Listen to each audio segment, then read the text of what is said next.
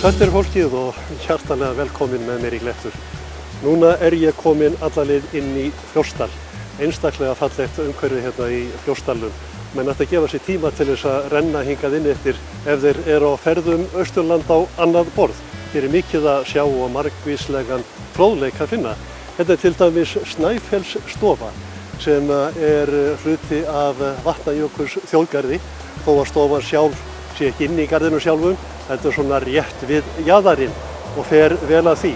Og þetta afskaplega fallegt hús. Það greinilegt að það hefur verið formað svolítið eftir landslaginu hérna í kring. Og eitt sem ég vissi ekki fyrir en ég kom hérna, þetta fyrsta húsið sem reist á Íslandi sem vistvænt vottað og fer vel á því inn í sjálfum Vatnajökuls þjóðgarðinum. Þetta hérna rétt inn við Skriðuklaustur sem hérna einu sinni bara skriða en fékk klausturs viðbótina eftir að hér var stofnað munkaklaustur á sínum tíma. Gamla húsið sem Gunnar Gunnarsson skáld byggði, það stendur hérna aðeins sunnar, ekki nema steinsnar frá. Þannig að hér áningarstaður margra ferðamanna. Jæja, nú best að drífa sig inn í gestastofuna og forvitnast aðeins allan þann fróðleik sem ég veit að þar að finna. Ég rekst hérna á einn þjóðgarðsvörðinn, hann Rögnu Fanneyju sem reyndar Fljótsdalingur af ætt og uppruna, komin hérna frá Eyrarlandi. Já, Ragnar Fanney, þú ert að vinna hérna í þinni heimabyggð. Þetta ekki mjög skemmtilegur starfsvettvangur? Jú, alveg sérlega skemmtilegur starfsvettvangur í fallegu umhverfi hérna í Fljótsdalnum. Það ótrúlega gaman að fá vinnu hérna við sitt hæfi á þessu svæði. Kannski ég var að hugsa að þeir keyrði hérna inn eftir áðan, þetta hús fellur mjög vel inn í umhverfi. Það greinilega verið hugsað það að þetta ekkert mjög áberandi í umhverfinu. Þetta svolítið svona lagað eftir landslaginu allt í kring. Já, sérstaklega kannski þegar maður kemur af húsinu frá Egilsstöðum. Það hérna ótrúlega falleg aðkoma að mér þykir og hérna fellur einstaklega vel inn í umhverfið. Sjást hérna berggangarnir alveg í fjallinu og svo húsið. Svo reynt að nota það sem til heima fyrir klæðningin hérna til dæmis. Þetta allt saman úr íslensku lerki. Já, lerki sem við sjáum hérna á bak við mig og hérna héðan af svæðinu. Og það ekki allir sem að trúa því að hérna, við getum nýtt íslenska lerki svona eins og raun ber vitni hérna. Fljótsdalskt lerki? Já, eða frá Hallormsstað. Já. Það sem sagt komin nytjaskógur að hér. Já, það má segja það. En fróðleikurinn ekki hér á tröppunum, við að ganga inn og forvitastu það sem það að sjá. Endilega, vertu velkomin. Takk.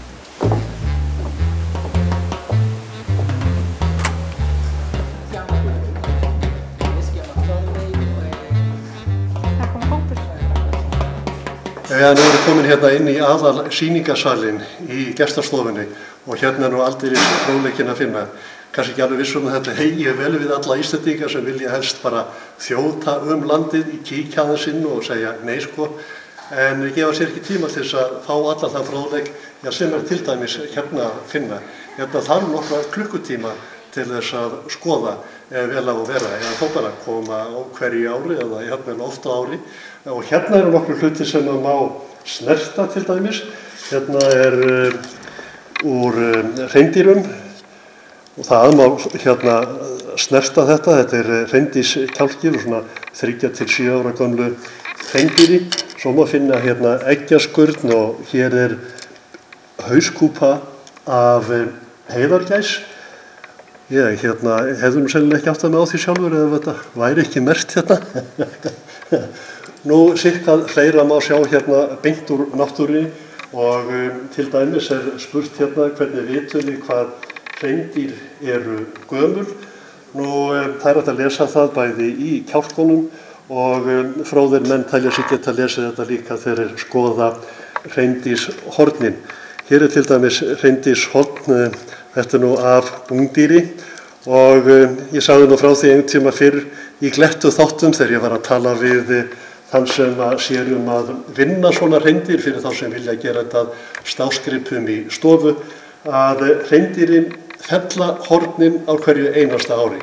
Sjáðu þið til dæmis þessa stóru hreindýrstarfa með þessa ægilegu krónur, þetta bara ásvöxtur. Og ég held að þekkist ekki slíkur hornvöxtur hjá nokkru spendýri eða ég þekki allavega ekki til þess.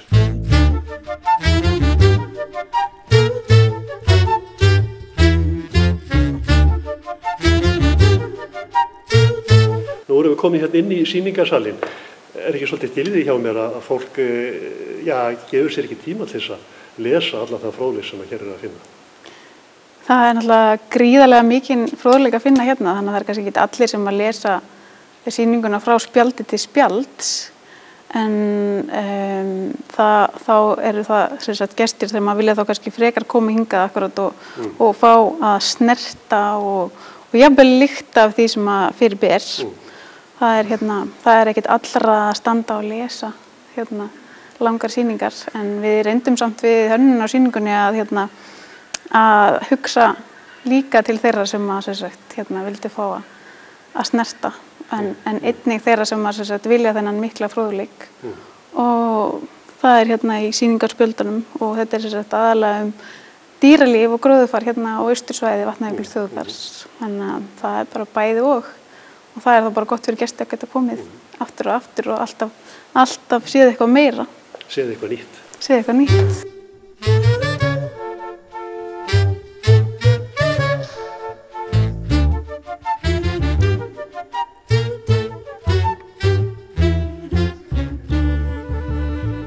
Þetta er til dæmis stór og mikill hreindýrstarfur. Þetta er afskaplega myndarleg og falleg skepna. En þessi tarfur var nú ekki síðast þegar ég kom. Það er alltaf að koma eitthvað nýtt á sýninguna, ekki satt? Jú, við erum reyndar alltaf með þennan grunn en svo vorum við að bæta þessum tarfi við hjá okkur núna í vor. Þannig að þetta er viðbútt. Og eins erum við með sýningu núna hjá okkur í fundarsalnum. Þannig að við höfum núna verið að reyna aðeins verið að bæta í. Og eins með borðið sem við vorum að tala áðan. Við getum alveg skipt út munum eins og við viljum. Þannig að við erum til dæmis með þessi hauskúpa sem við varst að tala á Heiðagæsinni. Við fundum hana bara núna í Kringilsárranna sem við fórum í ferð í sumar. Það er alltaf eitthvað nýtt að finna. Alltaf eitthvað nýtt að finna. Þú ert nú sjálfur flórstælingur. Er ekki oft hreindýr, bara heim í túnum? Sérstaklega svona vorin til okkar, þá eru hreindýrin bara á svæðinu og maður getur oft bent gestunum á því hvar getur mögulega séð. Ég keyri náttúrulega í vinnuna frá Egilsstöðum, þannig að oft bara fyrir daginn þá sá ég einhvern hóp einhvers staðar á leiðinni og get þá bent á hann. Og svo erum við líka svo heppin núna í sumar og reyndar áður þá erum við með tarfa upp í girðingunni fyrir ofan Snæfellsstofu, þannig að ef fólk er heppið þá getur það hitt á þá. Fengið sér bara smá göngutúr bara upp í skóla. Já, algjörlega. Þá geta þið kannski bara fundið, reyndar bara kálfa, ekki satt? Jú, þeir eru yngri, ungir tarfar allavega. Ég var að minnast á áðan að það eru held ég ekki allir sem átta sig á því að hreindýrin fella hornin á hverju einasta ári. Nei, alls ekki. Mér skilst mér sér líka að, sem að kannski ennþá færið vita, að það sé nánast beðið það fólk sé ekki að tína hornin að það finnur þau vegna þess að dýrin éti þau. Sko, þau naga, hornin. Og fá kalk. Kalk í hornum, eigin hornum. Við erum með mér þessar horn þarna á borðinu sem að sýna þetta. Þannig að það er allavega ekki taka öll horn og það er náttúrulega hægt að nota og nýta hornin af þeim dýrum sem eru skotin. Þannig að það er að gera það, en helst ekki að taka allt sem út í náttúrunni af því að það er nýta hreindýrin, naga og fá kalk. Alltaf verður maður að læra eitthvað nýtt úr hreindýrin. Svolítið svona eins og hænurnar, það er borða skurnina utan á ækjanum og fá kalk þannig. Þannig að svipað. Þetta er náttúran, þetta er hringrás. Þetta er hringrásin í náttúrunni og það er svolítið þessi sýning, þessar hringrásir í náttúrunni.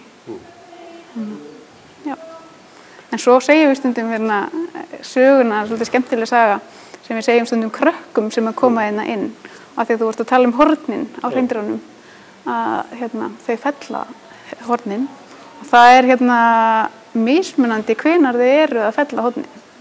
Tarfarnir eru fella hornin eftir fengitíman, þannig að svona í desember cirka, á meðan kýrnar þær fá horn þegar þær eru keldar. Þá byrja þeim að vaxa horn. Og við segjum krökkum oft þessa sögu og svo spyrjum við krakkana hvers kyns er þá Rúdolf? Hvað segirðu? Og hver myndið þú svara? Hann er með horn, er það ekki, á jólunum. Þannig að væntanlega er það kvenkyn og þá viljum við breyta nafninu sérst yfir í Rúdolfína en ekki Rúdolf.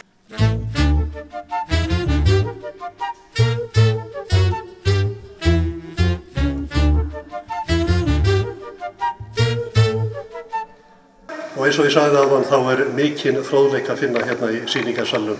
Menn þurfa að gefa sér góðan tíma til að lesa og skoða. Hérna alltaf við mig til dæmis rúlar afskaplega skemmtileg mynd sem að myndatökumaður vinan Hjalti Stefánsson tókar í Rétthjalti. Ó. Já, og fór létt með það. Sjáum kannski lítið brot úr þessari mynd hérna á eftir, en hérna er líka svo kallað margmiðlunarborð og þar getur maður, lesið sér til og fengið margs konar fróðleik upp. Sjáum hérna fyrir miðjunni, hérna er Snæfellið og þarna koma inn margvísleg örnefni, allt í kring, til dæmis upplætt fyrir þá sem ætla að fara á svæðið, að byrjaði að skoða þetta og kynna sér nöfnin á alls konar hólum og hæðum í kringum sjálft fellið. Nú svo ef maður vil sjá eitthvað meira, maður fá til dæmis bara votlendið, þá flæðir það hérna inn. Þarna sjáum við votlendið í kringum Snæfellið, mikið votlendi og hvað segir það okkur? Gæti þá ekki verið eitthvað fuglalíf í kringum? Jú, þannig að ef þú myndir til dæmis íta á takkan þarna hinum megin, þar sem að stendur heiðagæs, þá sjáum við hvernig samhengið er á milli votlendisins og heiðagæsarinnar. Hér er takki fyrir heiðargæsina og hún fylgir nú oft votlendinu. Og þarna sjáum við heilmikinn fróðleik gæsina. Og svo ef maður vill sjá fjölbreytni tegundina, þá kemur enn ein myndin og þetta hleðst ofan á, þannig að það er að lesa þetta saman við varplöndin, fjölbreytni tegunda. Og fjölbreytni plöntutegunda á Snæfellsöræfum hún er mjög mikil miðað við hvað þetta er hátt. Ég les mér það bara hér til, 320 tegundir af háplöntum, mosum og fléttum hafa fundist á Eyjabekkasvæðinu og yfir 470 á Vesturöræfum. Þá vitum við það. Já, þá vitum við það. Hér er mikinn fróðleik að finna. Hvað finnurðu fyrir þegar gestir eru að koma hérna? Hvað finnst þér helst koma á óvart þegar fólk er að skoða og lesa sér til? Á þessu svæði þá finnst hérna fólki koma á óvart til dæmis það séu bara yfir höfuð hreindýr hérna, sérstaklega útlendingum. Þeim finnst hérna áhugavert að það megi veiða innan þjóðgarðs. Það er ekkert í öllum þjóðgarðum hérna sjálfgefið og eins með hérna beit. Það er hérna þetta svæði hérna í kringum Snæfell, það er hérna tiltölulega vel gróið og þar af leiðandi þá hérna er hægt að hafa beit þar, bæði er þess að hreindýrabeit og hérna heiðagæsin og kindur bændana í Fljótsdal. Það bara oft kemur fólki á óvart að sjá þetta hús hérna og hérna að það sé hægt að nálgast þessar upplýsingar hér svæðið. Af því að þetta er náttúrulega tiltölulega nýtt. Fólk hefur ekkert heyrt þetta. Þessar sýningar, þessi margmiðlunarsýning hérna og eins náttúrulega kvikmyndasýningin þetta með umhverfisljóðum. Heyrið þið hérna í gæsinni, ég beið nú bara eftir stykki hérna. Þetta er mjög skemmtilega útfært. Já, takk fyrir það. Það var Þórunn Þorgrímsdóttir sem hannaði þessa sýningu hjá okkur.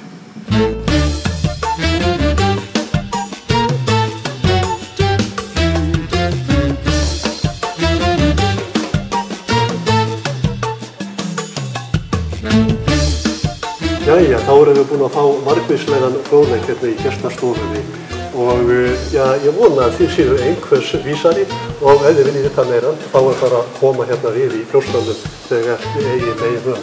Þannig ég þakka þér fyrir fróðleikinn og móttökurnar. Takk fyrir komuna. Kærlega.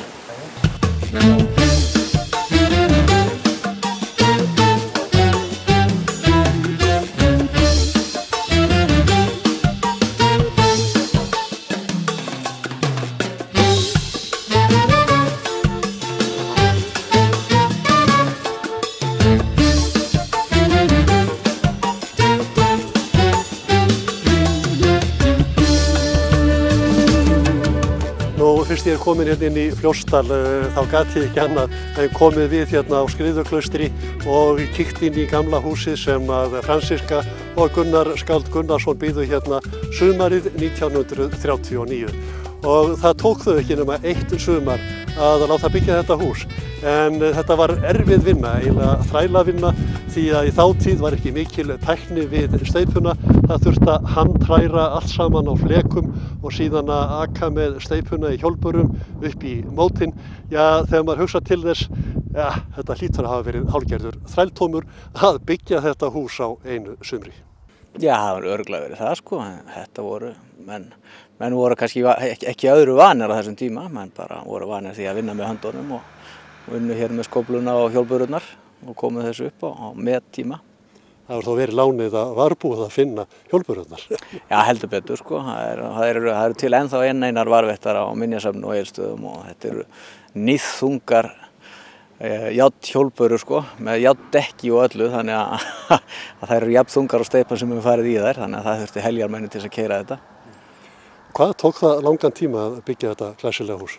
Það er í rauninni bara að byrja hér í júní og svo er flutt inn fyrir jól og húsið var einlega komið upp bara í október, þannig að þetta voru í rauninni ekki nema 4-5 mánuðir sem var verið að byggja.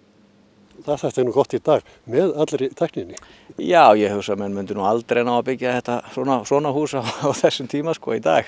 Því að menn myndi alltaf vera að leita sér að einhverjum aðferðum til þess að létta lífið, létta sér ástandið sko.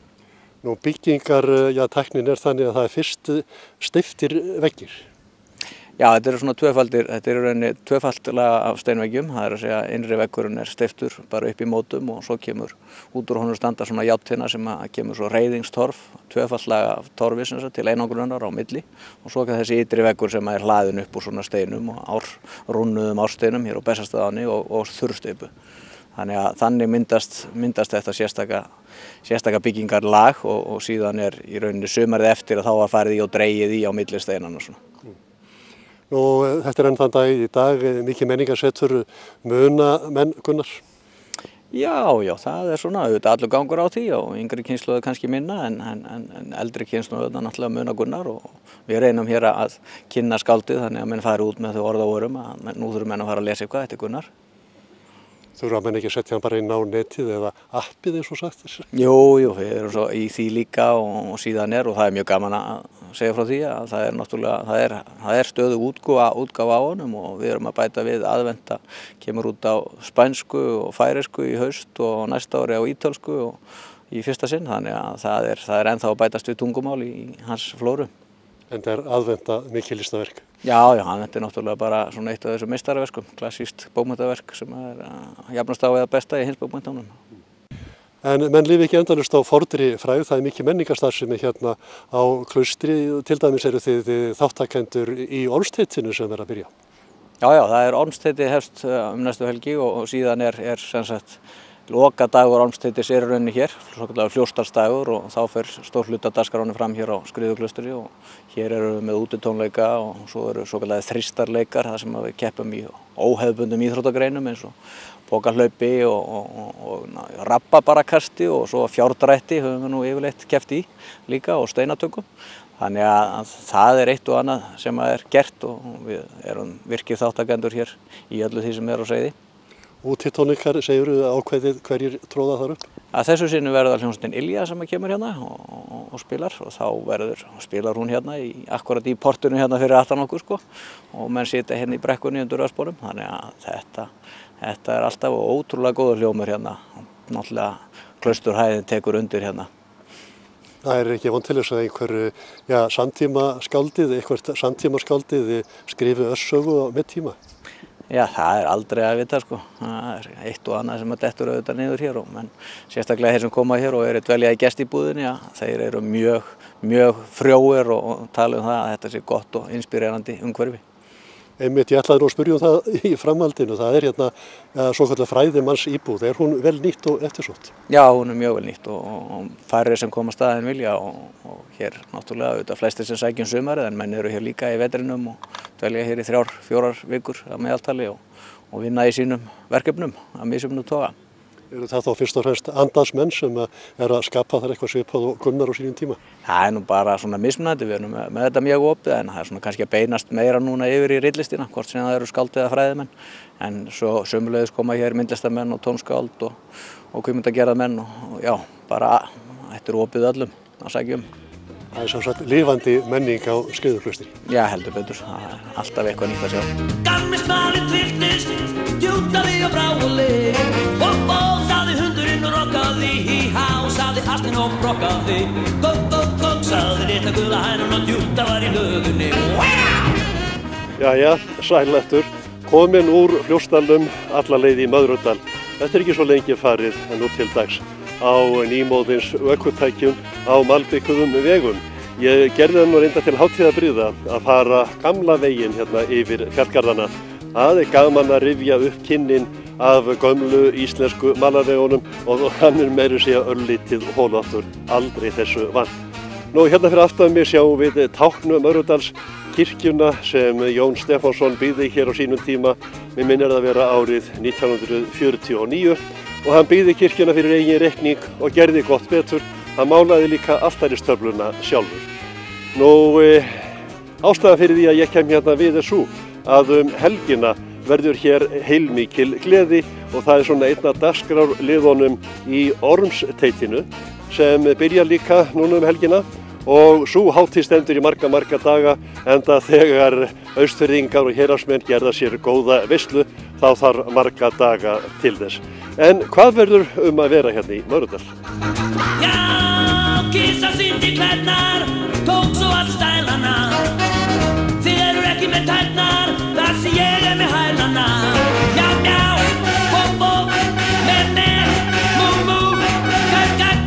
sagði litla gula hænan og djúta var í hlöðunni.